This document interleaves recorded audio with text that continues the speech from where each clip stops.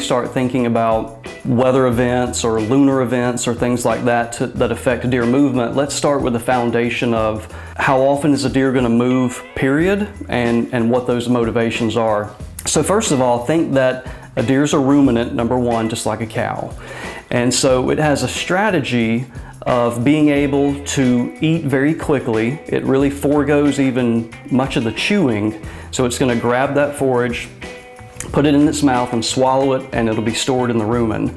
And so, that's a survival strategy for a white-tailed deer, is that it minimizes the time that it's out and about in terms of minimizing the opportunity for a predator to find it. So its mission is to go out, quickly find food, bite it, tear it, swallow it, get it into its rumen, and then once it gets back to the security of its bed, that is when a ruminant is going to regurgitate that vegetation and actually chew it, and then it'll swallow it for digestion.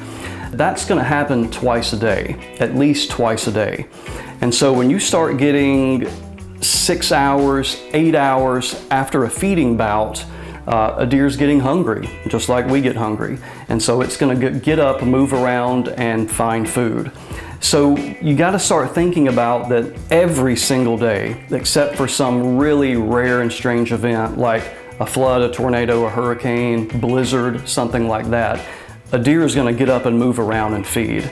So really when we start looking at things like how does the weather influence movement or moon or anything like that, think of it as, is it a deviation from normal? Deer are always going to move every day. Sometimes they might move a little sooner than normal. Sometimes they might move a little more than normal, but deer are going to move every day.